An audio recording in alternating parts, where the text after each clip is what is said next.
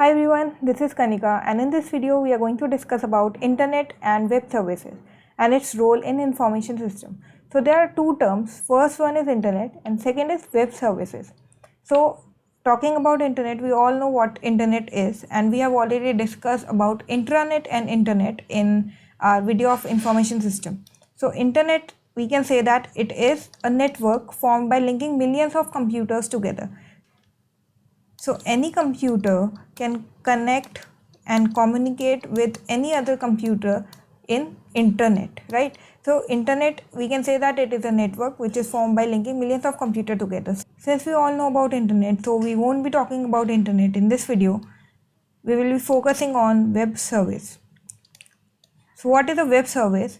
Web service is a unit of managed code and it supports services to clients. We can take example of Myntra here. Myntra provides a web service to display prices of its products. So it is a unit of managed code. It is a kind of software which is used to serve some functionality. So it supports services to the clients, or we can say end users.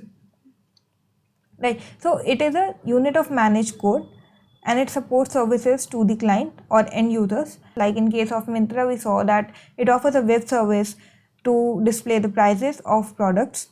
So it involves a service provider and a service requester. Now what are these two things? Service provider is a server hosting web service. Service provider is a server hosting web service, and service requester is the client or the end user.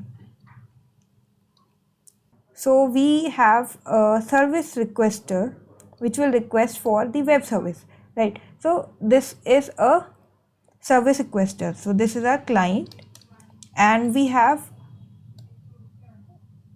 a service provider. We have a service provider which is our server, right? So we have server hosting web service. So this is our server, and in the middle we have internet through which client and server can communicate with each other. So client will request server for the web service and server will send the response back to the client, right? So this is a web service. This is a web service which can be accessed by various clients. So this is a web service on the server which is accessed by various clients. So it is a unit of managed code which supports services to clients, right? So this is a web service. And now here question comes that there can be multiple clients which can use this web service, and these clients may have multiple languages. So for that also we have a solution. So the solution is that web service is language independent. So web service is language independent. This means that there can be multiple clients using this web service, and these clients may be in different languages. For example, one of the client is having an application written in Java, another in Angular, another in .NET, and any other languages. So these are written in several different languages. But since web service is language independent, so it can support all of these clients despite of their language differences. And how is this web service efficient enough to support all these clients which are in different languages? This is through extensible markup language, because the data through web service and client is exchanged by extensible markup language. You must have heard about it, that is XML. So what is XML? XML is an intermediate language. So XML is an intermediate language which can be understood by various programming languages. Since data is exchanged by XML, so here client and server both can efficiently communicate with each other, and server can efficiently provide support to the client despite of the language, right? So XML, it is an intermediate language which can be understood by various programming languages, and it creates a common platform for applications written in different programming languages. So hence applications, despite being in different languages, can communicate with one another.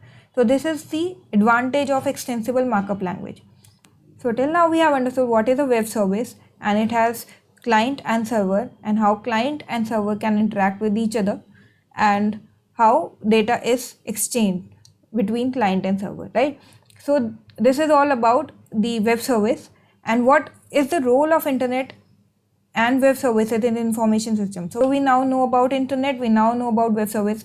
So what is the role of internet and web services? Role is that web service allows web-based applications to communicate with each other easily. We saw just now that it can communicate with the help of XML.